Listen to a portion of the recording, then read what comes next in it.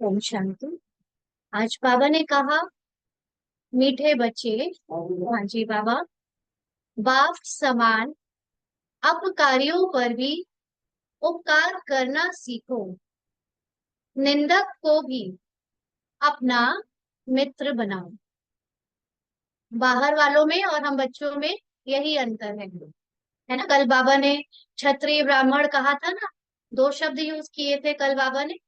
तो जब हम बाबा के बच्चे बनते हैं तो इनिशियली हमारा क्षत्रिय पार्ट रहता है। क्षत्रिय पार्ट में पुराना स्वभाव संस्कार नया स्वभाव संस्कार टकराते रहते हैं, अपने ही अंदर उतार चढ़ाव होते रहते हैं। लेकिन जब बाबा की श्रीमत अनुसार आत्मा सतो प्रधानता की तरफ बढ़ने लगती है और उसमें पुराना संस्कार मर्ज हो जाता है या बहुत हद तक ना के बराबर रह जाता है, तो वो ब्राह्मण अ, रस्मों के या ब्राह्मण रीति रिवाज के अनुसार व्यवहार करने लगती है। तो इसलिए बाप समान अपकारों पर उपकार करना सीखो। क्योंकि बाबा ब्रह्मा बाबा हमारे सामने एग्जाम्पल है कि ब्रह्मा बाबा ने कितनी बातें झेली, कितने विरोध झेले, लेकिन कभी भी ये नहीं कहा कि इनके खिलाफ हम कुछ करेंगे। बच्चे आक्रोश में आ जाते थे, बच्चे बाबा को कहते थे कि बाबा आप ऐसे कैसे सह सकते हो, ये करो वो करो। लेकिन बाबा हमेशा क्या कहता था कि वो भी मेरे बच्चे हैं, है ना। तो इसलिए हमको भी बिल्कुल बाप समान ब्रह्मा बाबा से सीखना है और अपकारियों पर उपकार करना सीखना है। निंदक को भी अपना मित्र बनाओ।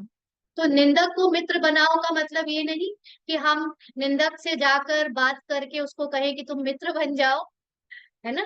उस स्थूल रूप की बात नहीं, लेकिन उसको अपना मित्र समझो, है ना।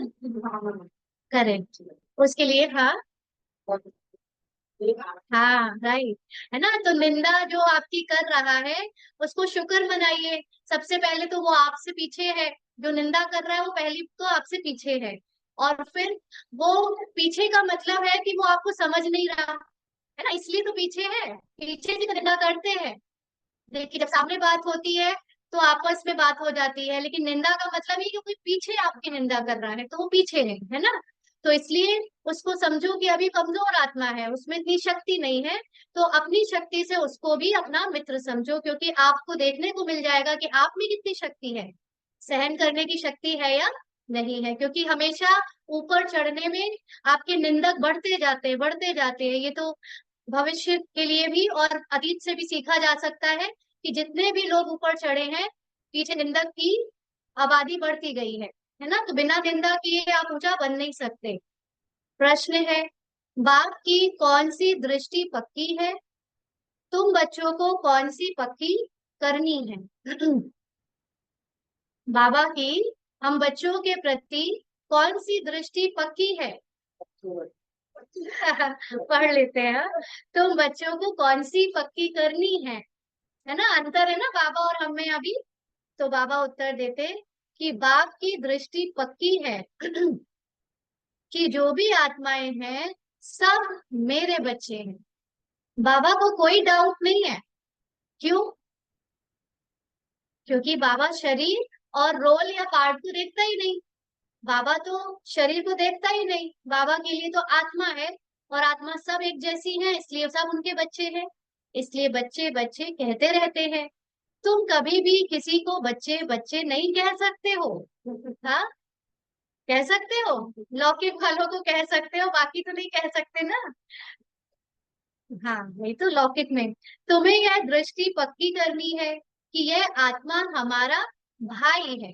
हमारी दृष्टि बच्चों की नहीं, लेकिन भाई की पक्की होनी चाहिए। भाई की दृष्टि पक्की कब होगी? शरीर की दृष्टि वाला भाई नहीं, है ना। भाई का रिश्ता तब बनता है किसी से जब बाप सेम हो। तो भाई समझना बना कि वो भी बाबा का बच्चा है। भाई अकेले कह देने से क्या होता है कि कई बार ऐसा लगता है कि भाई है मतलब वैसे भी लोग लौकिक में भी भाई बना लेते हैं ना कि अरे तू तो मेरा भाई है। तो ये वो वाला भाई नहीं है। ये भाई मतलब ये बाबा का बच्चा है, मेरे बाबा का बच्चा है। तो जब ये भावना आएगी कि ये मेरे बाबा का बच्चा है, तब उसकी तरफ आपकी दृष्टि समानता की होगी। भाई को देखो, भाई से बात करो, इससे रूहानी प्यार बढ़ेगा। क्रिमिनल ख्यालात खत्म हो जाएंगे। क्रिमिनल ख्यालात माना दूसरों के प्रति जो बुरे विचार आते हैं, चाहे वो काम भावनाएं हो, चाहे वो अहंकार की भावनाएं हो, चाहे बदला लेने की द्वेष की भावनाएं हो, कंपटीशन हो, वो सब समाप्त हो जाएंगे। निंदा करने वाला भी मित्र बन जाए। ओम शांति। रूहानी बाप बैठ समझाते हैं, रूहानी बाप का नाम क्या है? जरूर कहेंगे शिव। वह सबका रूहानी बाप है, उनको ही भगवान कहा जाता है। तुम बच्चों में भी नंबरवार पुरुषार्थ अनुसार समझते हैं। यह जो आकाशवाणी कहते हैं, अब आकाशवाणी किसकी निकलती है? हाँ, रेडियो को, जब हम लोग रेडियो सुनते थे ना, तब उसमें आता था ये आकाशवाणी है। उसका मतलब क्या होता था कि सैटेलाइट के द्वारा दूर से एक वाणी आपके पास किसी साधन में आ रही है और आपको सुनाई दे रही है। तो वो जो आकाशवाणी का मतलब वाणी बहुत दूर आकाश से आकर आपको सुनाई देती थी। एक साधन चाहिए ना, रेडियो क्या था? वो साधन था। तो ऐसे ही बाबा कहते कि ये आकाशवाणी किसकी है? शिव बाबा की। इस मुख को आकाश तत्व कहा जाता है। ऐसे देखो तो ये आवाज जो आ रही है, ये कोई टकराने की आवाज नहीं है कि जीभ तलवे से टकरा रही है तो आवाज निकल रही है। ऐसा है क्या? उसकी आवाज दूसरी है। ये पूरा पोलार जो मुंह का स्पेस है, खालीपन है, वहां से आवाज आ रही है ना? तो इसको क्या बोल सकते हो आप? ये आकाश तत्व में काउंट हो सकता है। वैसे भी साइंस कहती है, विज्ञान ने प्रूव किया है कि ह्यूमन बॉडी 99.99% आकाश तत्व से बनी है। 99.99%। तो बाबा कहते आकाश के तत्व से वाणी तो सब मनुष्यों की निकलती है, सबकी मुंह से निकलती है ना? तो जो सब आत्माएं हैं, अपने बाप को भूल गई हैं, अनेक प्रकार के गायन करते रहते हैं। भगवान को भूल जाने से क्या होता है? कोई कुछ कोई कुछ कोई कुछ बोलते हैं, आपस में लड़ते झगड़ते रहते हैं। भगवान तो एक है, सत्य है, लेकिन सत्य असत्य कितने हैं? है ना? 100 में से 99 असत्य है, केवल एक ही सत्य है। इसलिए बाबा कहते हैं कि बच्चे बाबा के बारे में अनेक गायन करते रहते हैं, जानते कुछ भी नहीं। गायन भी जहाँ करते हैं, यहाँ करते हैं। सुख में तो कोई भी बाप को याद नहीं करते। सभी कामनाएं वहां पूरी हो जाती हैं। यहाँ तो कामनाएं बहुत रहती हैं। कहाँ? कलयुग में। और पूरी कहाँ हो जाती है? सतयुग में। बरसात नहीं होती तो यज्ञ रचते हैं। ऐसे नहीं कि सदैव यज्ञ करने से बरसात पड़ती है। ऐसा होता है क्या? पहले तो कोई और तरीका ही नहीं था, इतनी साइंस नहीं थी कि आर्टिफिशियल रेन करी जाए। तो एक ही तरीका था, भक्ति श्रद्धा, भगवान के प्रति तपस्या करो और बारिश का आवाहन करो यज्ञ के द्वारा। तो बाबा कहते हैं ऐसा नहीं कि हमेशा वो आपका आवाहन करना, यज्ञ करना सफल ही होता हो। नहीं, कहाँ फैमिन पड़ता है। फैमिन का मतलब सूखा। भले यज्ञ करते हैं, परंतु यज्ञ करने से कुछ होता नहीं है। यह तो ड्रामा है। कर्म कांड करो, चाहे उसके लिए आप कितना प्रयास करो, जो जब होना है सो होना है, नहीं होना है तो नहीं होना है ना? आफतें जो आनी है वह तो आती ही रहती हैं, है ना? अब देखो, बाबा ने आगे कहा कितने ढेर मनुष्य मरते हैं, कितने जानवर आदि मरते हैं जब आफतें आती है, बाढ़ आ जाती है ना? इतना तूफान आता है। अच्छा हुआ क्या, मुझे भी जानकारी होगी। तो कितने जानवर आदि मरते हैं। मनुष्य कितने दुखी होते हैं। क्या बरसात को बंद करने के लिए भी यज्ञ है? हाँ, है कोई यज्ञ बरसात? लोग कहते हैं कि पेड़ की कमी से बारिश नहीं हो रही, और जो इतनी बाढ़ें आ रही है, अब कहाँ से आ रहे इतने पेड़? सोचने वाली बात है। पेड़ के होने और ना होने से कुछ बाहर होना और नहीं होना फर्क नहीं पड़ रहा। साइंस रिलेटेड कर रही है, लेकिन आप देखो फिर अब क्यों इतनी बाढ़ आ रही है, कहाँ कहाँ, कहीं कहीं, है ना? तो ये क्या है? होना है तो होना है। हाँ, ये तो अपन कहानियां बनाते हैं। हमेशा हम लोगों में एक धारणा है कि हर एक चीज का एक कारण होना चाहिए, कारण ढूंढो क्या है। जबकि जब कोई पिक्चर बनती है तो वो पिक्चर का कोई कारण नहीं होता, पिक्चर में राइटर के मन में जो आया वो वैसा लिख देता है। फिर बनाने के बाद जो ऑडियंस उसको देखती है वो कारण ढूंढती रहती है, ऐसा हुआ ना तो वैसा हो गया, वैसा हुआ ना तो ऐसा हो गया। लेकिन ये तो स्क्रिप्ट में राइटर को जो मन आया उसने लिख दिया। ऐसे ही संसार में जब जो हो रहा है वो बस हो ही रहा है, इसके पीछे कारण ढूंढना मतलब अपना समय बर्बाद करना। खास तौर से बाबा के बच्चों को बाबा ने सिर्फ एक काम दिया है, मन बनाओ। क्यों हो रहा है, कैसे हो रहा है, ऐसे नहीं होना चाहिए, वैसे नहीं होना चाहिए ना। तो बाबा कहते हैं जब एकदम मूसलाधार बरसात होगी तो यज्ञ करेंगे, बाढ़ की जगह पे कहाँ यज्ञ रचेंगे, कहाँ आग लगेगी और कहाँ पे बैठेंगे। हाँ, इन सब बातों को अभी तुम समझते हो और क्या जाने। हाँ? बाप खुद बैठ समझाते हैं, मनुष्य बाप की महिमा भी करते हैं और गाली भी देते हैं। अब देखो राजस्थान में कितनी बारिश हो रही है पेड़ वहां पे कितने कट गए तब भी हो रही है। अब सूखा पड़ जाए तो कहेंगे पेड़ नहीं है इसलिए। बाढ़ होने का फिर कारण देंगे कि ग्लोबल वार्मिंग। बात सही है कि फिर वो तो पूरी साइकिल है साइंस के पास, है ना, लेकिन पेड़ से फिर उसको वो करने की आवश्यकता नहीं है। हाँ, तो बाबा कहते हैं मनुष्य बाप की महिमा भी करते हैं और गाली भी देते हैं। वंडर है, बाबा की ग्लानि कब से शुरू हुई। बाबा की भी तो ग्लानि कब से शुरू हुई, जब से रावण राज्य शुरू हुआ। बाबा मतलब ब्रह्मा बाबा नहीं यहाँ पर, शिव बाबा या भगवान की, करेक्ट है ना। शिव बाबा की या भगवान की बुराई, बुराई में क्या आता है। हम लोग कहेंगे हमने तो कहाँ बुराई करी, लेकिन बाबा की बुराई। हाँ, ये तो गहरी बात है जो आपने कही, बट जो सब जानते हैं वो बात ये है कि कण कण में भगवान है। भगवान ने चीर चुराए, है ना, भगवान ने युद्ध कराया, ये ग्लानि भगवान के नाम पर करना, ये सब कब से शुरू हुआ, जब से द्वापर आया यानी रावण राज्य आया। मुख्य ग्लानि की है जो ईश्वर को सर्वव्यापी कहा है, इसी से ही गिर पड़े हैं। सर्वव्यापी कहने से गिर पड़े हैं। गायन है निंदा हमारी जो करे मित्र हमारा सो। लेकिन भगवान ने कभी नहीं समझा कि इस बच्चे को मैं मजा चखाऊंगा, नहीं कहा ना। अब सब, हाँ, अरे वो ड्रामा का स्क्रिप्ट राइटर है, उसी ने लिखा कि ग्लानि होएगी, तो क्यों उसको बुरा लगेगा। हाँ, अब सबसे जास्ती ग्लानि किसकी की है, किसने की है। अब बताओ बाबा की सबसे ज्यादा ग्लानि किसने की है। बाबा कह रहे बच्चों ने, जब हम नहीं जानते थे तो हम ही ने, है ना। बाबा कहते तुम बच्चों ने, अब फिर मित्र भी तुम बनते हो। देखो अब क्या बन गए हम बाबा के मित्र। जो जितना बड़ा दुश्मन होता है फिर कल को आपका उतना ही बड़ा दोस्त भी बन जाता है।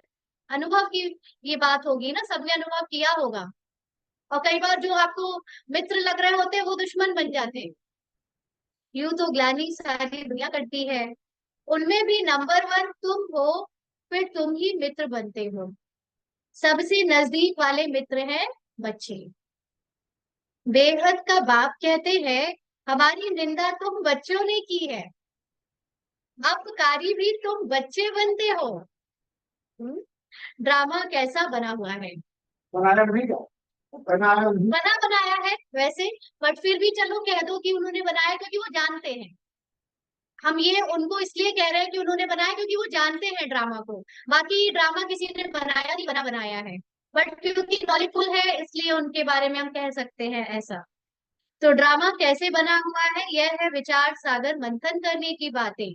विचार सागर मंथन का कितना अर्थ निकलता है, इसलिए कहते हैं जिसको फुल नॉलेज होगी वो कभी विचलित नहीं होगा। और नॉलेज की कमी माना विचलित होते रहना, कंफ्यूज में, कंफ्यूजन, डाउट, अपनी अवस्था ऊपर नीचे, जैसे वो क्या है वो अध छल गगरी छलकत जाए। आधा ज्ञान लेते हैं तो स्थिति ऊपर नीचे ऊपर नीचे, जिस दिन गगरी पूरी ज्ञान से भर जाएगी तो स्थिति ऊपर नीचे होना बंद हो जाएगी। तो बाबा की गगरी इसीलिए नहीं छलकती, फुल ज्ञान है, और हम लोग अपनी गगरी को भर रहे हैं। तो बाबा कहते हैं यह है विचार सागर मंथन करने की बातें। विचार सागर मंथन का कितना अर्थ निकलता है। बाबा के ढेरों बच्चे सब अपना विचार सागर मंथन अलग अलग कर रहे हैं, तो कितने सारे अर्थ निकलते हैं। ये तो अभी बाबा के ज्ञान में, और जो भक्ति का ज्ञान आया उसका अलग, है ना। दीदी क्या ज्ञान कभी पूरा हो सकता है? बिल्कुल होना है। कल मैंने आपको वो जो वीडियो भेजा था ना, एडवांस पार्टी वाला, उसमें एक लाइन थी। पहले मैंने सोचा स्क्रीनशॉट करके भेजूं, फिर छोड़ दिया। उसमें लिखा था कि प्रत्यक्षता कब होगी। तो बाबा ने कहा है जब ज्ञान पूरा हो जाएगा तब प्रत्यक्षता होगी। तो अगर हम ये सोचे कि बाबा तो ज्ञान देना बंद कर चुका है 2017 के बाद से, तो प्रत्यक्षता तो शुरू हो जानी चाहिए थी। 2024 आ गया, लेकिन अभी नहीं शुरू हुआ। यानी कि अभी बच्चों का ज्ञान, बच्चों को अभी और भी कुछ समझने को रह गया है। भले पेपर में या मुरली की रिकॉर्डेड जो शब्द वाला ज्ञान पूरा हो चुका है, बट अभी अंडरस्टैंडिंग अभी कंप्लीट बच्चों की हुई नहीं है, इसलिए प्रत्यक्षता भी रुकी पड़ी है। या जिनकी जिनकी अंडरस्टैंडिंग होती जा रही है वो प्रत्यक्ष होते जा रहे हैं। जैसे अभी बाबा ने कुछ दिन पहले ही बाबा ने मुरली में कहा था ना, प्रत्यक्षता के लिए साइंस मददगार बनेगी, साइंस के द्वारा प्रत्यक्षता होगी। क्योंकि पूरे वर्ल्ड में जो पता चलना है बाबा का ज्ञान, वो ऐसे एक एक को जाके कहाँ तक पता चलेगा। साइंस एक ऐसा आज साधन है जिसमें करोड़ों लोग एक ही चीज को तुरंत पा लेते हैं, जान लेते हैं, है ना। हाँ, गुलजार दादी के द्वारा जो ज्ञान अव्यक्त मुरली लास्ट में चली वो 2017 के बाद से बंद है। तो ये सब रिवाइज कोर्स चल रहा है। लेकिन रिवाइज क्यों कर रहे हैं? क्योंकि इससे अभी हमने रत्न नहीं निकाले हैं। मुरली को एज इट इज तो पढ़ना पढ़ाना हो गया, लेकिन अभी इसके जो गहरे रहस्य हैं वो जानना बाकी है। जिस दिन वो जानकर धारण हो गए, प्रत्यक्षता होनी शुरू हो जाएगी। तो बाप कहते हैं कि तुम बच्चे पढ़कर उपकार करते हो। गायन भी है, यदा यदा ही धर्म से ग्लानिर्भवति भारत। तो ये कहाँ की बात है? भारत की बात है। खेल देखो कैसा है। शिव जयंती अथवा शिवरात्रि भी मनाते हैं। वास्तव में अवतार है एक। अवतार को भी ढिक्कर भित्तर में कह दिया है। कौन है वो अवतार? सिर्फ भगवान ही अवतरित होता है। अवतरित का मतलब जो किसी के गर्भ से ना आए। बाकी सारे देवता गर्भ से ही पैदा हुए, चाहे श्री राम हो चाहे श्री कृष्ण हो। तो बाबा कहते हैं अवतार को भी टिक्कर विक्कर में कह दिया, कण कण में कह दिया। क्योंकि शिवलिंग पत्थर जैसी दिखती है, तो हर पत्थर को उठाकर शिवलिंग समझ के भगवान को कहते हैं ये भी पत्थर, वो भी पत्थर, ये भी बाबा, ये भी भगवान, है ना। बाप उलाना देते हैं ना। बाबा को अगर हर चीज में, एक बाप को हर चीज में ठोक दो तो बेचारा क्या करे? उलाना ही दे सकता है, मेरे बच्चों ने क्या किया। गीता पाठी श्लोक पढ़ते हैं, परंतु कहते हैं हमको पता नहीं ना। श्लोक को एज इट इज पढ़ने के बाद जो संस्कृत में ट्रांसलेशन हो, संस्कृत से हिंदी में ट्रांसलेट करते हैं, या ऑलरेडी ट्रांसलेटेड वाला पढ़ते हैं, तो उसमें जो भी मत है बस उसको पढ़ के बता देते हैं। बाकी पता नहीं, क्योंकि अनुभव नहीं है ना। जब तक आपको कोई चीज अनुभव नहीं हुई है तब तक आपको पता और नहीं पता के बीच में खेलते रहोगे। अनुभव हो गई, फिर पता नहीं पता खत्म हो जाता है। बाबा कहते तुम ही प्यारे थे प्यारे बच्चे हो। कोई से भी बात करेंगे तो बच्चे बच्चे ही कहते रहेंगे। बाप की तो वह दृष्टि पक्की हो गई है। बाबा को पक्की करनी भी नहीं पड़ी होगी। भगवान को क्या पक्की करनी? भगवान तो भगवान हमेशा से रहा, बाप हमेशा से बाप था। सब आत्माएं हमारे बच्चे हैं। तुम्हारे में से एक भी नहीं होगा जिसके मुख से बच्चा अक्षर निकले एक दूसरे के लिए। यह तो जानते हैं कोई किस मर्तबे वाला है क्या, कोई किस मर्तबे वाले, एक मिनट। यह तो जानते हैं कोई किस मर्तबे वाला है क्या है। शरीर के मर्तबे से ये तो सब जानते हैं कौन क्या है, लेकिन सब आत्माएं हैं। यह भी ड्रामा बना हुआ है, इसलिए कुछ भी गम खुशी नहीं होती। किसे? आपको खुशी और गम नहीं होती? अरे अपनी प्रेजेंट की स्थिति बताइए। बाबा को, बाबा को नहीं होती, क्योंकि बाबा को पता है ड्रामा अनुसार खुशी का पार्ट है, ड्रामा अनुसार गम का पार्ट है। और सबको पता है कि एक्टिंग चल रही है ड्रामा में। कोई मर रहा है, मार रहा है, सब एक्टिंग चल रही है। हाँ, अब हमें मालूम तो, देखिए जानना, मानना और उस पर चलना, ये 3 स्टेप होते हैं। जान गए हो आप, बच्चे मान भी रहे हैं, लेकिन अभी तक उस पर चल कहाँ पा रहे हैं। चलने का माना, हाँ, प्रयास कर रहे हैं, अभ्यास कर रहे हैं। एक एक परिस्थिति आती जाती है, आपको बार बार याद दिलाना पड़ता है, अरे ये तो ड्रामा है, अरे ये तो ड्रामा है। जैसे जैसे परिस्थिति में 24 घंटे आपको ये ड्रामा याद रहने लगेगा, आप भी बाबा के समान सुख दुख से न्यारे हो जाओगे, है ना। तो इसलिए तो परिस्थितियों से घबराओ नहीं, आने दो, बस आप अपने ज्ञान को इमर्ज करो। सब बाबा कहते, कोई ने मेहतर का शरीर धारण किया है, कोई ने फलाने का शरीर धारण किया है। बच्चे बच्चे कहने की आदत पड़ गई है। बाबा किसी के पद पोजीशन से थोड़ी ना देखता है, बाबा की नजर में सब आत्माएं हैं। वो तो बाबा जानता है कि कोई पार्ट प्ले कर रहा है, कोई मेहतर का, कोई रईस का, कोई किसी का। उनमें भी गरीब बहुत अच्छे लगते हैं बाबा। क्यों? गरीब का मतलब जो ड्रामा में गरीब हो गए हैं, ऐसा नहीं कि वो रियल में कोई गरीब है। कल तो बाबा ने हमको रिचेस्ट बोला है, तो कोई गरीब नहीं है, लेकिन ड्रामा में जो अभी गरीब का पार्ट प्ले कर रहे हैं, बाबा को बहुत अच्छे लगते हैं, क्योंकि ड्रामा अनुसार उन्होंने बहुत ग्लानि की है। जो आज गुणों से खाली हो गए हैं, उन्होंने ही सबसे ज्यादा ग्लानि करी है ना। अब फिर मेरे पास आ गए, नहीं तो आते नहीं। अगर थोड़ा भी गुणों से थोड़ा होता अंदर, तो इतना दुख पाते नहीं और आते नहीं, है ना। सिर्फ यह लक्ष्मी नारायण है जिनकी कभी ग्लानि नहीं की जाती ना। लक्ष्मी नारायण की कहानियों में ऐसा कुछ सुनने में नहीं आता जिसमें कुछ बोला जाए कि उन्होंने ऐसा किया या वैसा। श्री कृष्ण की भी बहुत ग्लानि की है। वंडर है ना, श्री कृष्ण ही बड़ा बना तो उसकी ग्लानि नहीं है। यह ज्ञान कितना अटपटा है। देखो बाबा कह रहा इतना अटपटा है, इतना सहज समझ में आ जाए तो फिर हर कोई आ जाए। ऐसी गूढ़ बातें कोई समझ थोड़ी सकते हैं। इसमें चाहिए सोने का बर्तन। सोने का बर्तन मतलब स्वच्छ बुद्धि मतलब, स्वच्छ बुद्धि मतलब क्या? ठीक है, देखिए, स्वच्छ बुद्धि या सफाई या ये तो आप पाठ अनुसार कहते हैं कि आपका पाठ अच्छा है तो आप अच्छे हो गए, आपका पाठ बुरा है तो आप बुरे हो गए। लेकिन स्वच्छ या सोने का बर्तन का मतलब होता है जो ड्रामा के हिसाब से अपने आप को ना आके। ड्रामा में आपका पार्ट अच्छा भी हो सकता है, बुरा भी हो सकता है, लेकिन वो अपनी स्मृति से ये याद रखे कि ये जो अच्छा या बुरा पार्ट है उस वो मेरे से अलग है। वो अपनी सत्य को जानता हो, अपनी आत्मिक स्थिति में स्थित हो, वो कहते हैं सोने का बर्तन। उसी के अंदर ये ज्ञान धारण हो सकता है। अब मान लीजिए यहाँ कोई बच्चा ऐसा आया जिसने अपने पुराने जीवन में बहुत विकर्म कर रखे हैं, लेकिन आज वो बाबा का बच्चा बन गया है। अब वो पुरानी बातें, पुरानी यादें या पुराना संस्कार उसका बार बार आता है, क्या मतलब उसको ज्ञान धारण नहीं होगा?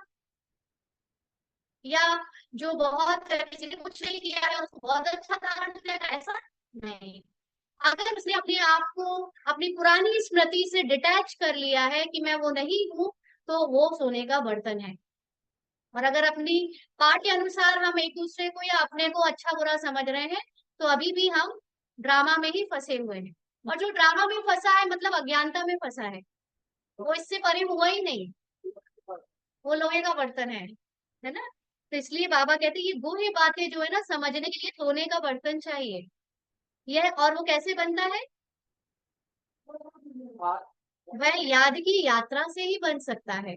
जितना बाबा को आत्मा बनकर याद करें, आत्मा की स्थिति में स्थित होकर याद करें, उतना ही सोने का बर्तन बनेगा। यहाँ बैठे, इसीलिए बाबा कहता है पुराना जीवन भूल जाओ। तुम जब से ब्राह्मण बने हो तब से अगर तुमने सच्चे दिल से अपनी स्थिति को बनाया है, मुझे याद किया है, तो तुम कईयों से आगे जा सकते हो। बाबा कहते यहाँ बैठे भी यथार्थ याद थोड़े ही करते हैं। मुरली भी सुनते हैं तो अपने को आत्मा समझकर नहीं सुनते, ना आत्मा समझकर बैठते हैं, ना याद करते हैं बाबा को। यह नहीं समझते कि हम छोटी आत्मा है। याद भी बुद्धि से करना है। हमारे हमारे मतलब आत्मा के अंदर क्या क्या है? मन और बुद्धि। मन तो बहुत चंचल है, घोड़ा है, यहाँ वहां भाग रहा है, लेकिन बुद्धि को क्या करना है? बुद्धि को एक बुद्धि को ये काम मिला है कि वो मन को कंट्रोल करे, लेकिन अगर कंट्रोल नहीं हो रहा तो बुद्धि तो एटलीस्ट बाबा की तरफ लगी रहे, है ना। इसलिए बाबा कभी नहीं मन को कंट्रोल करो, बुद्धि को करोगे, बुद्धि बाबा की तरफ लगाओगे, मन धीरे धीरे कंट्रोल होने लगेगा। तो याद भी बुद्धि से करना है, यह बुद्धि में आता नहीं। और ज्ञान कहाँ समाता है, मन में या बुद्धि में? तो बाबा कहते छोटी सी आत्मा, वह हमारा बाप भी है, टीचर भी है, यह बुद्धि में आना भी असंभव हो जाता है। बच्चों की स्थिति बता रहे हैं बाबा। बाबा बाबा तो कहते हैं, दुख में सिमरण सब करते हैं। भगवान आज है ना, दुख में सब याद करते हैं, सुख में करे ना कोई, दरकार ही नहीं याद करने की। यहाँ तो इतने दुख आफतें आदि आती हैं, याद करते हैं, हे भगवान रहम करो, कृपा करो। आपके बच्चे बनते हैं तो भी लिखते हैं, जब हम भगवान को नहीं जानते थे तो भी कहते थे कि भगवान रहम करो, कृपा करो। और अब बच्चे बन गए, भगवान को जान लिया, उसके बाद भी कहते हैं या लिखते हैं, कृपा करो, शक्ति दो, रहम करो। हाँ, देह भान में आकर कहते हैं रहम करो, बचाओ मुझे। बाबा के बच्चे भी कहते हैं ना, क्योंकि देह भान हावी हो जाता है, आत्मिक स्थिति बनाई नहीं है, इसलिए बाबा लिखते हैं, शक्ति आपे ही योग बल से लो। तरीका बता दिया है मैंने। अब ऐसे नहीं कि मैं तुम्हारे को स्पेशल ब्लेसिंग दूंगा, तुम खुद ड्रामा में फंसे रहो, डाल पकड़े रहो, डाल छोड़ो ना, और कहो बचाओ बचाओ। हाँ, ड्रामा रूपी ये डाल को छोड़ दो,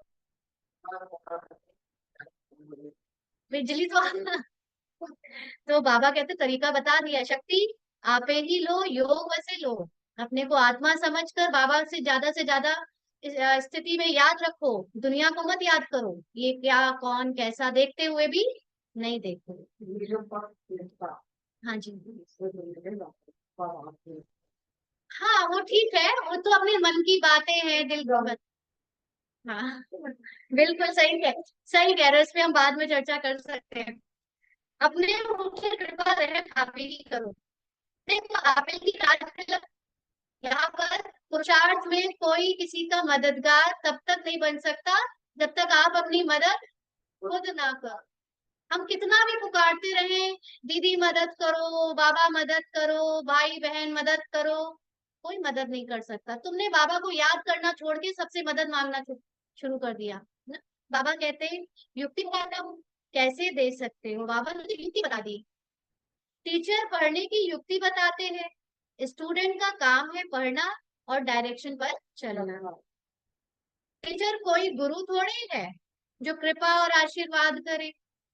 टीचर को तो नंबर देने होते हैं परफॉर्मेंस पे, तो बच्चों के बीच में भेदभाव नहीं कर सकता, क्योंकि टीचर यहाँ पर ये कोई कलयुग का टीचर नहीं है, वो बाप ही है हमारा। एक बाप के बच्चे ही अगर स्कूल में आते हो सारे, तो किसको ज्यादा नंबर दे, किसको कम दे? वो जो जैसा परफॉर्म करेगा उसको वैसा देगा, वो भेदभाव नहीं करेगा। तो बाबा कहते जो अच्छे बच्चे होंगे वह दौड़ेंगे। हाँ? हर एक स्वतंत्र है, जितना दौड़ी लगानी है वह लगाए। उस समय साकार मुरली थी ना, तब बाबा कहता था दौड़ी लगाओ। अब तो बाबा कहते दौड़ने का समय ओवर, अब तो उड़ो। अब उड़ने का समय आ गया, क्योंकि पहले बैलगाड़ी का जमाना था, अब एरोप्लेन का जमाना है ना। ऐसे ही पहले हम धीरे धीरे ज्ञान लेते थे, चलते थे, दौड़ते थे। अब तो लिफ्ट बताइए ना, वो 200 माले भी 2 सेकंड में ऊपर चढ़ जाती है, उसका टाइम आ गया है एरोप्लेन का। तो याद की यात्रा ही दौड़ी है, अपने याद की यात्रा को बढ़ाओ, सारी समस्या का समाधान सामने आ जाएगा। एक एक आत्मा इंडिपेंडेंट है, किसी भी आत्मा का किसी के साथ कोई संबंध नहीं है कि तुम्हारी वजह से इसका, तुम्हारी वजह से उसका पुरुषार्थ कम हो रहा है, ज्यादा हो रहा है। वो कारण बनता है आपके पुरुषार्थ को बढ़ाने का या कम करने का, लेकिन आप चाहो तो अपने को उससे अलग कर सकते हो, है ना। भाई बहन का भी नाता छुड़ा दिया, भाई भाई समझो, फिर भी क्रिमिनल आय छूटती नहीं है। एक दूसरे के प्रति कुछ ना कुछ व्यर्थ या नेगेटिव चला ही लेते हैं। हाँ, वह अपना काम करती रहती है। इस समय मनुष्यों के अंक सब क्रिमिनल हैं, आंखें भी देखने में गलत ही देखेंगी, सुनने में जहां गलत बातें हो रही होंगी सुनने में कान वहां, है ना। इस, किसी को लात मारी, घूसा मारा, तो क्रिमिनल अंग हुआ ना। हम्म, अंग अंग क्रिमिनल है, वहां कोई भी अंग क्रिमिनल नहीं होगा। यहाँ अंग, इसीलिए तो अंगों की बीमारी आती है, ये भी रहस्य है। आंखों की बीमारी क्यों है, कान की बीमारी क्यों है, बहुत गलत देखा है दूसरों के बारे में, बुराई देखी है तो आंखें खराब, कान से गलत सुना है तो कान खराब, पेट से बुरा मतलब गलत खाने के लिए दूसरों को तंग किया है तो पेट खराब, विचारों से दूसरों के लिए बुरा सोचा है तो डिप्रेशन, एनेक्साइटी। हर अंग का लेन देन है आपके विकर्मों से। बाबा कहते हैं यहाँ अंग अंग से क्रिमिनल काम करते रहते हैं। सबसे जास्ती क्रिमिनल अंग कौन सा है? आंखें, है ना। बेकार की आज पूरी नहीं हुई तो फिर हाथ चलाने लग पड़ते। पहले पहले है आंखें। तब सूरदास की भी कहानी है ना, सब जानते होंगे, अंधा अंधे कर लिया उन्होंने। शिव बाबा तो कोई शास्त्र पढ़ा हुआ नहीं है, या रथ पढ़ा हुआ है, कौन कह रहा? ब्रह्मा, ब्रह्मा बाबा ने बहुत शास्त्र पढ़े। शिव बाबा को तो ज्ञान का सागर कहा जाता है। यह तुम समझते हो कि शिव बाबा कोई पुस्तक नहीं उठाता? क्यों? संसार के सारे शास्त्र भी अगर, हाँ, और दूसरी बात कि जितने भी दुनिया के लिखे हुए शास्त्र हैं, चाहे कोई भी धर्म के, उसमें सत्य है ही नहीं। सत्य का मतलब सार में थोड़ा थोड़ा कुछ कुछ सब में है, लेकिन जो रियल है वो तो भगवान ही जानता है, और उसको पता है तो वो क्यों झूठी होके पड़े आकर, है ना। जैसे हमको सत्य कोई पता चल गया, अब कोई कितना भी क्लेम करे कि तुम गलत जानते हो, तुम गलत जानते हो, तो हम कैसे मान लें, है ना। बाबा कहते हैं, मैं तो नॉलेजफुल हूँ, बीज रूप हूँ, यह सृष्टि रूपी झाड़ है, इसका रचयिता है बाप, और बीज, बाप है बीज।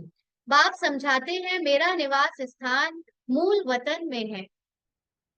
अभी मैं शरीर में विराजमान हूँ, और कोई कह ना सके कि मैं इस मनुष्य सृष्टि का बीज रूप हूँ।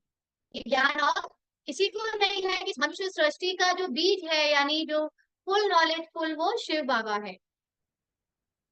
मैं परमपिता परमात्मा हूँ, कोई कह नहीं सकेगा।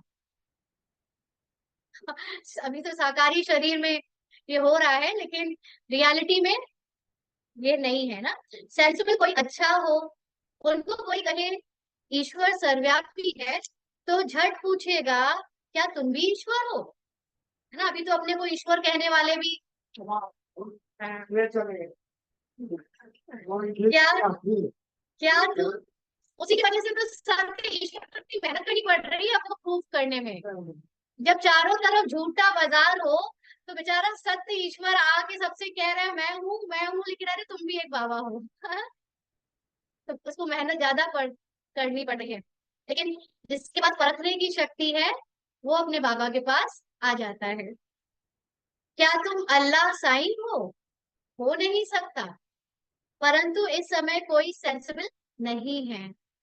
अल्लाह का भी पता नहीं, खुद ही कहते हैं अल्लाह हूँ, वह भी इंग्लिश में कहते हैं ऑमनी प्रेजेंट, है ना। ऑमनी प्रेजेंट मतलब सर्वव्यापी।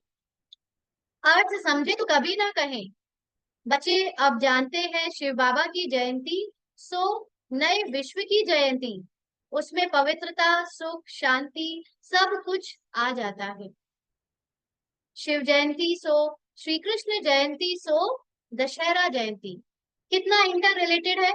शिव जयंती माना परमात्मा का अवतरण हुआ, क्यों हुआ? कलयुग का विनाश, सत्युग की स्थापना करने के लिए। फिर जब स्थापना हो गई तो कृष्ण जयंती हो गई, आने वाली कृष्ण जयंती मतलब जन्माष्टमी, है ना। और दशहरा फिर उसके बाद, दशहरे का मतलब रावण पर विजय प्राप्त करना, वो उसके बाद आया, है ना।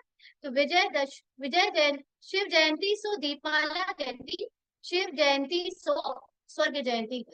हर त्योहार का, जितने भी भारत में हिंदू धर्म के त्योहार हैं, हर एक का रहस्य है, बुराई के ऊपर जीत, अच्छाई की जीत, है ना। सबका, चाहे होली, चाहे दिवाली, चाहे दशहरा, चाहे कुछ भी। जयंती आ जाती है, यह सब नई बातें बाप बैठ समझाते हैं। शिव जयंती सो शिवालय जयंती, वैश्यालय मरंती। बाबा के शब्द देखो, शिवालय जयंती और वैश्यालय मरंती, यह नई सब नई बातें बाप बैठ समझाते हैं। शिव जयंती सो नए विश्व की जयंती, चाहते हैं ना कि विश्व में शांति हो, तुम कितनी भी अच्छी रीति समझाते हो, जगते ही नहीं। अज्ञान अंधेरे में सोए पड़े हैं ना, भक्ति करते सीढ़ी नीचे उतरते जाते हैं।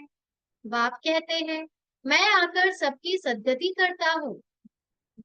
स्वर्ग और नर्क का राज तुम बच्चों को बाप समझाते हैं। अखबारें जो तुम्हारी ग्लानि करती हैं, उनको लिख देना चाहिए, निंदा हमारी जो करे, मित्र हमारा कोई नहीं। ना बाबा के समय में अखबारों में कितना उल्टा सीधा छापा गया था। अभी भी कभी कभी छाप देते हैं, लेकिन अभी तो एक मीडिया वाला कहता है अब तो ब्रह्मा कुमारी की खबरें आपकी हम सबसे पहले डालते हैं। लेकिन वो अच्छाई अभी हो रही है, दिख रही है, डाल देते, जैसी एक वैसी खबर भी आती तो भी डालने में रुकेंगे थोड़ी ना। वो किसी के मित्र और दुश्मन कुछ भी नहीं है, वो तो जो मिलेगा वो डालेंगे, है ना। तो बाबा कहते, अखबारें जो तुम्हारी ग्लानि करती है, उनको लिख देना चाहिए, निंदा हमारी जो करे, मित्र हमारा। क्योंकि जितनी निंदा होती है उतना ही फिर वो और जाना जाने लगता है ना। अभी तक अभी जो केस हुआ उसमें उसको कोई पहले नहीं जानता था, अब तो सब जानता है, हर फॉलोअर बढ़ जाते हैं, है ना। बाबा कहते तुम्हारी भी सदगति हम जरूर करेंगे, जितनी चाहिए उतनी गाली दो। जैसे होता है ना कि तुम और परेशान करो, हम और करेंगे। ईश्वर की ग्लानि करते हैं, हमारी की तो क्या हुआ। जब भगवान की ग्लानि नहीं छोड़ी तो फिर हमारी कर दी तो क्या हुआ। तुम्हारी सदगति हम जरूर करेंगे ना, जो दुश्मन भी आ जाए, दोस्त भी दुश्मन बन जाए तो भी हम उसकी सदगति करेंगे। नहीं चाहेंगे तो भी नाक से पकड़ कर ले जाएंगे। ना छोड़ो ड्रामा, ना छोड़ो बेईमान, बाबा तो नाक से पकड़कर जबरदस्ती ले जाएगा फिर। नाक से पकड़ने से क्या होता है, सांस बंद होती है तो क्या होता है, घुटन दर्द, है ना, कुल तड़प जाता है। तो वो आगे चलकर ऐसी होने वाला है, जो अपनी मर्जी से नहीं कर रहे तो तड़प तड़प कर जाएंगे। डरने की तो बात नहीं, जो कुछ करते हैं कल तो पहले भी किया है, सुनकर डरना नहीं है। अब पीके तो सभी सदगति करेंगे। अच्छी तरह से समझाना चाहिए, अबलाओं पर अत्याचार तो कल्प पहले भी हुआ था, यह बच्चे भूल जाते हैं। बाप कहते हैं बेहद के बच्चे सब हमारी ग्लानि करते हैं, सबसे प्यारे मित्र बच्चे ही लगते हैं। बच्चे तो फूल होते हैं, बच्चों को माँ बाप चुम्बन करते हैं, माथे पर चढ़ाते, उनकी सेवा करते हैं। माँ बाप भी तो बच्चों की सेवा करते हैं। चलो 1 मिनट के लिए सभी आत्मिक स्थिति में स्थित हो जाए और विदेही बन एकदम निसंकल्प हो जाए।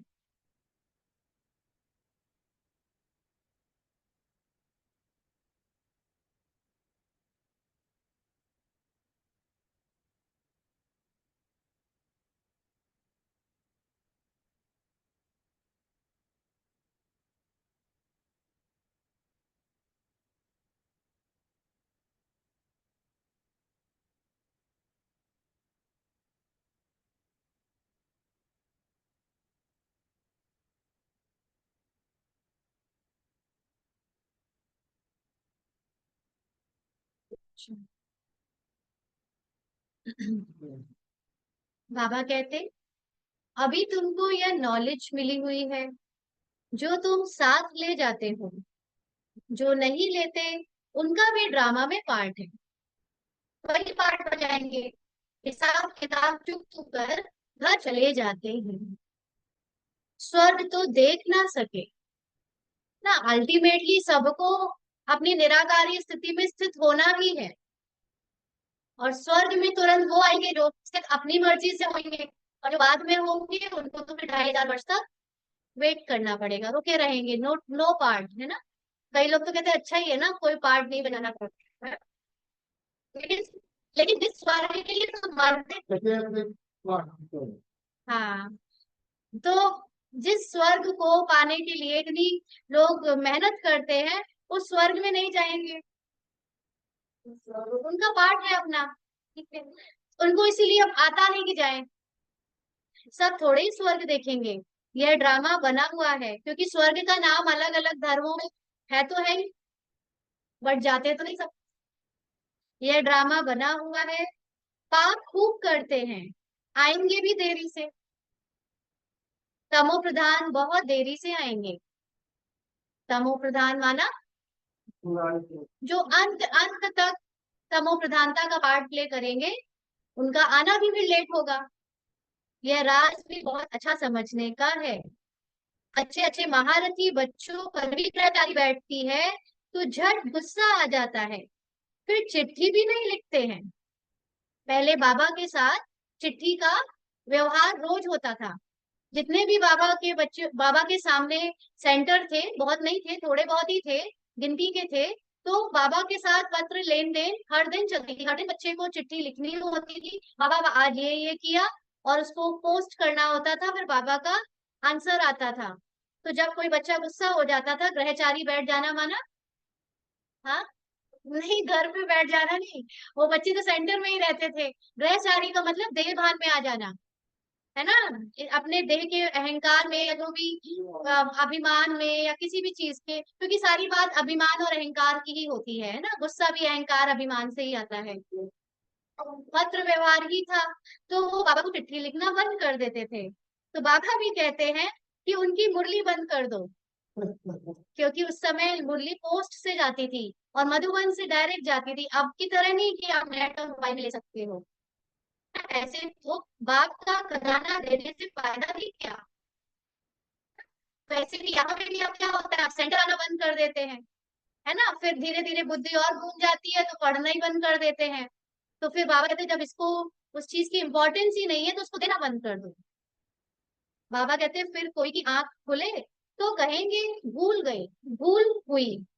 तो धीरे धीरे जब ग्रहचारी उतरती है, अहंकार उतरता है, देखते हैं अब इसका कोई भाग, इसकी कोई इंपॉर्टेंस ही नहीं रही है, तब जाकर फिर से भूल को मानते हैं।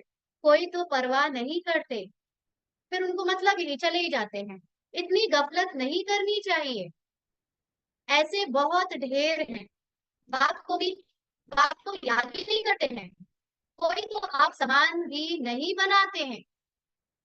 देखना है ना कि हम कितनों को अपने जैसा बना रहे हैं। नहीं तो बाबा को लिखना चाहिए, बाबा हम हरदम आपको याद करते हैं। जो बाबा को याद करेगा, उससे अपने आप दूसरी आत्माएं आकर्षित होंगी, अपने आप उसके द्वारा बाबा सेवा कराएगा, है ना। अनेक आत्माएं उससे प्रभावित होंगी, और जो नहीं करता होगा वो खुद भी चला जाएगा। कई तो फिर ऐसे हैं जो सबका नाम लिख देते हैं, फलाने को याद देना। यह याद सच्ची थोड़ी है, झूठ चल ना सके। वॉइस ब्रेक हो रही है, एक सेकंड। बाबा कहते, कई तो फिर ऐसे हैं जो सबका नाम लिख देते हैं, फलाने को याद देना। यह याद सच्ची थोड़ी है, झूठ चल ना सके ना। फॉर्मेलिटी के लिए लिख देते हैं, हम आपको बहुत याद करते हैं, अंदर दिल खाती रहेगी। बच्चों को पॉइंट तो अच्छी अच्छी समझाते रहते हैं। दिन प्रतिदिन बाबा वो ये बातें समझाते रहते हैं। दुख के पहाड़ गिरने वाले हैं, समय बहुत कठिन आने वाला है। सतयुग में दुख का नाम नहीं। अभी है रावण राज्य। मैसूर का राजा भी रावण आदि बनाकर दशहरा बहुत मनाते हैं। मैसूर मैसूर का जो दशहरा है ना, वो बहुत फेमस है। हाँ, हम लोग जीके की बुक में भी पढ़ा करते थे। तो वहां पर दशहरा बहुत धूमधाम से मनाते हैं। राम को भगवान कहते हैं। राम की सीता चोरी हुई, अब वह तो सर्वशक्तिवान ठहरा, उसकी चोरी कैसे हो सकती है। यहाँ पर थोड़े भी पावरफुल है तो उसके घर में भी कदम नहीं रख, चिड़िया पर भी नहीं मार सकती, और उनकी सीता ही चोरी हो गई, है। बाबा कहते हैं, ये सब है अंधश्रद्धा, ना। क्वेश्चन रेज करना चाहिए मन में, या होता भी था हम लोग के मन में, तो बाबा ने तो आंसर तब दिए है ना। इस समय हर एक में 5 विकारों की गंदगी है, फिर भगवान को सर्वव्यापी कहना ये बहुत बड़ा झूठ है। तब तो बाप कहते हैं यदा यदा ही धर्मस्य ग्लानिर्भवति भारत। मैं आकर सचखंड सच्चा धर्म स्थापन करता हूँ। कौन राम? परमात्मा राम आकर आप सीताओं को रावण की शोक वाटिका से मुक्त करते हैं, सच्चे धर्म की स्थापना करते हैं। सचखंड सतयुग को झूठ खंड कलयुग को कहा जाता है। अभी बाप झूठ खंड को सच खंड बनाते हैं। अच्छा, मीठे मीठे सिकी लदे बच्चों प्रति माता पिता बाप दादा का याद प्यार और मॉर्निंग। रूहानी बाप की रूहानी बच्चों को नमस्ते। हम रूहानी बच्चों की रूहानी बाप दादा को याद प्यार, गुड मॉर्निंग और नमस्ते बाबा। शुक्रिया, थैंक यू बाबा। धारणा के लिए मुख्य सार। पहला पॉइंट, इस गुह्य व अटपटे ज्ञान को समझने के लिए बुद्धि को याद की यात्रा से सोने का बर्तन बनाना है। किसी को कोई बात समझ में नहीं आ रही, बहस में या उस पर हुड़दंग करे, इससे बेहतर है कि अपनी याद की यात्रा को बढ़ा ले, अपने आप सत्य समझ में आ जाए। याद की रेस करनी है बस, और भागने से, बाहर भागने से, इधर उधर झांकने से कुछ नहीं होगा। आ ही नहीं सकती कोई बात समझ में अगर याद की यात्रा नहीं है। बात के डायरेक्शन पर चलकर पढ़ाई को ध्यान से पढ़कर ना, उसी पढ़ाई में कितनी बातें स्किप हो जाती है और फिर कहते कहाँ कहा, कैसा कहा, क्यों कहा। तो पढ़ाई को ध्यान से पढ़कर अपने ऊपर आपे की कृपा या आशीर्वाद करनी है। अपने को राज तिलक देना है, माना अपना पद खुद बनाना है। यहाँ पर आपका पद कोई नहीं दे सकता आपको। यहाँ तो लौकिक दुनिया में तो होता है कि मंत्री बनाने के लिए आपके पास पीछे फॉलोवर की भीड़ होती है।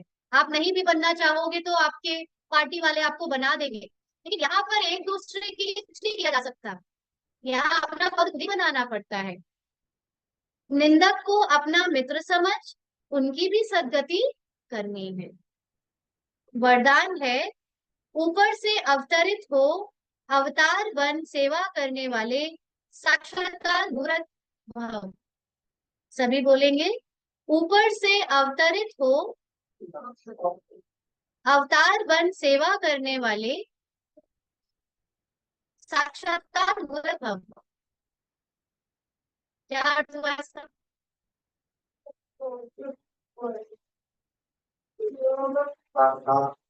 नहीं, ये पहले हमें अपने लिए लेना है, जो नहीं, अपने लिए। आत्मा यहाँ की रहवासी है या ऊपर की? लेकिन हम लोग तो ऐसे लगाते हैं कि हम यहाँ के रहवासी और हम ऊपर जा रहे हैं। जितना देहभान होता है ना, तो हम योग लगाते समय पहले यहाँ सोचते हैं अब शरीर से ऊपर जा रहे हैं, जबकि यथार्थ योग है मैं ऊपर की रहवासी हूँ, अब मैं ड्रामा में नीचे आ रही हूँ। तो अपने को जब हम परमानेंट इस स्थिति या स्मृति में रखेंगे कि मैं ऊपर की रहवासी हूँ, ऊपर की माना स्थिति से कह लो चाहे स्थान से कह लो, दोनों एक ही बात है। यानी आप सतो प्रधान स्थिति से नीचे आकर पाठ बजाओगे तो पाठ कैसा बजेगा? कैसा बजेगा? सतो प्रधान स्थिति से नीचे आकर आप पाठ बजाओगे तो पाठ में अपने आप सतो प्रधानता का प्रभाव होगा। और अगर हम तमो प्रधान पाठ से सतो प्रधान बनने का पुरुषार्थ करेंगे तो कितना टाइम लगेगा? लंबी गाड़ी है फिर वो। तमो प्रधान पाठ से आप सतो प्रधान बनने का पुरुषार्थ करो, राइट। ऊपर से नीचे आने में जल्दी, नीचे से ऊपर जाने में टाइम लगता कोई भी नहीं है। दोनों सही है, नीचे से ऊपर जाता है, ऊपर से नीचे, लेकिन अल्टीमेटली ट्रुथ तो ये है ना कि हम ऊपर वाले हैं।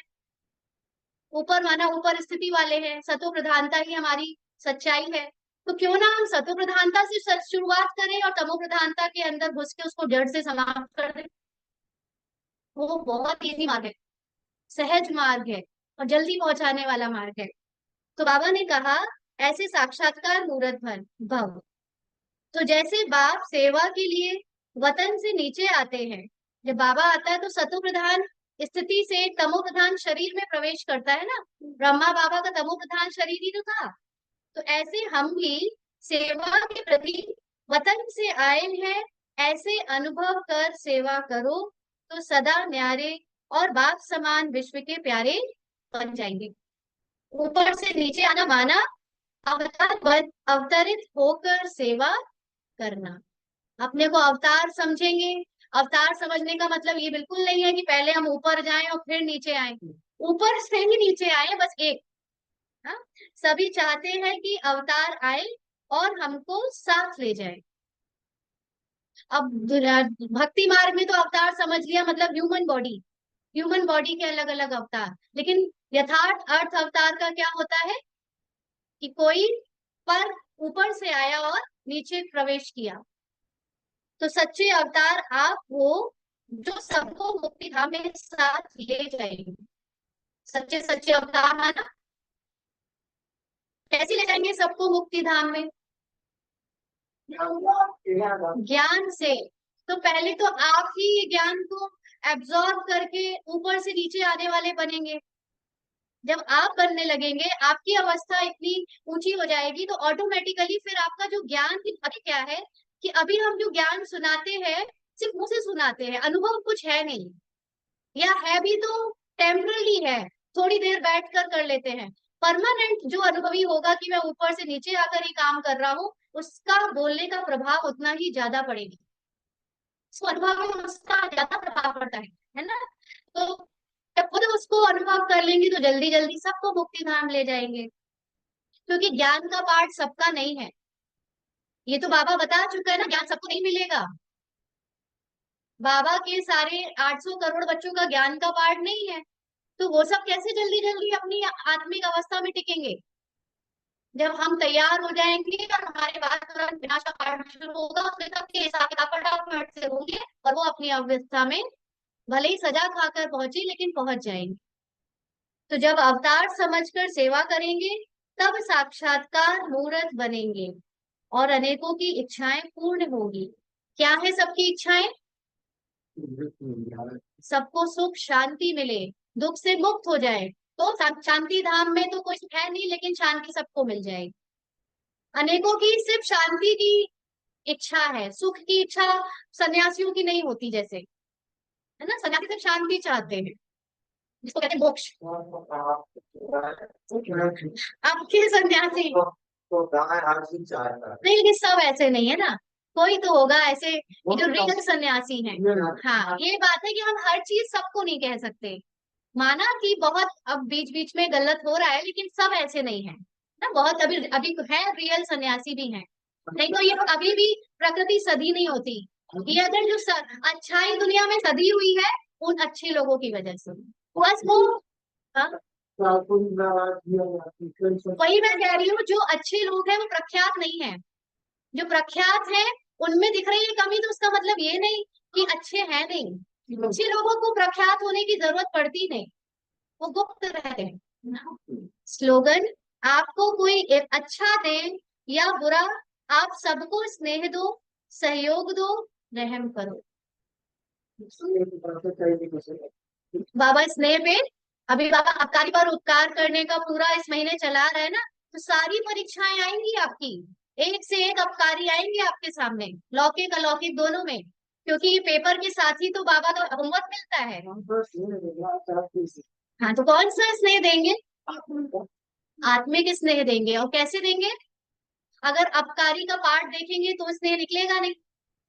तो अपनी स्थिति में स्थित हो जाओ और उसकी भी आत्मिक स्थिति को देखो, पाठ को भूल जाओ, तो ही स्नेह दे पाएंगे। अगर पाठ में गए तो धोखा खा जाएंगे, क्योंकि अपकारी का पाठ आपको कैसे सुख देगा, लेकिन उसकी रियल स्थिति क्या है कि वो भी बाबा के समान, मेरे समान है।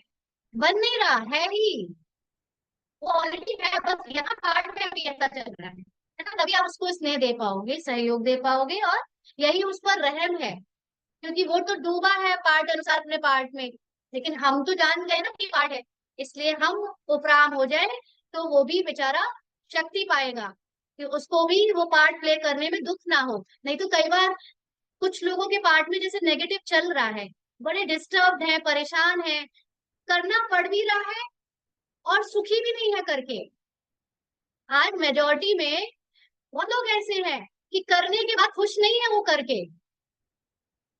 क्योंकि वो भूले हुए हैं कि वो पार्ट प्ले कर रहे हैं।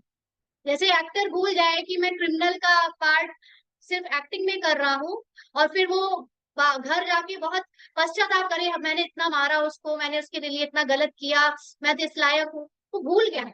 जैसे ही उसको याद रहेगा कि मैंने सिर्फ एक्टिंग में किया है किसी के साथ ऐसा, तो वो भी मुक्त हो जाएगा अपनी एक्टिंग के प्रभाव से।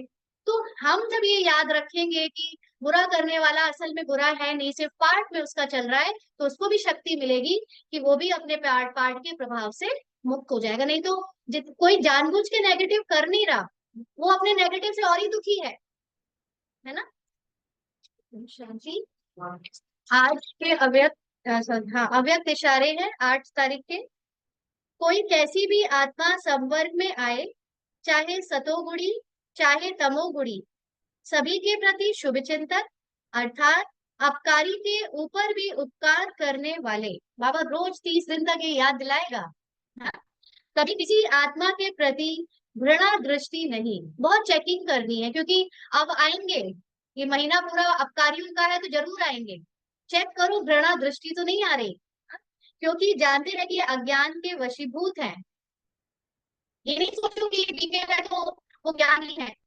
बीके में भी स्टेजेस है ना, तो उसका पार्ट भी वो उस वक्त अज्ञानता का है। बाबा ने अव्यक्त मूल्यों में कहा हुआ है कि जिस समय कोई ज्ञानी अज्ञानी वाला पार्ट प्ले कर रहा है, तो उस समय ये सोचो कि उतनी देर के लिए वो भी विस्मृत है, तो उतनी देर के लिए वो महारथी नहीं है। कई बार बच्चे कहते हैं ना महारथी भी ऐसा ऐसा करते हैं, बाबा ने कहा है उतनी देर के लिए वो महारथी नहीं है जब वो भूला हुआ है। तो ऐसे ही यहाँ पर भी उसको समझो कि ये अज्ञान के वशीभूत है, अर्थात बेसमझ बच्चा है। नहीं उसको वो ज्ञान समझ आ रहा भी। बेसमझ बच्चे के कोई भी कर्म पर घृणा नहीं होती है, और ही बच्चे के ऊपर रहम बस नहीं आएगा। बेसमझ बच्चा क्या करता है, खूब शोर मचाता है, चिल्लाता है, यहाँ वहां भागेगा। लेकिन जो समझदार होगा वो समझेगा कि अभी इसको अज्ञानता है, उतना समझ नहीं आया है। अच्छा। ओम शांति।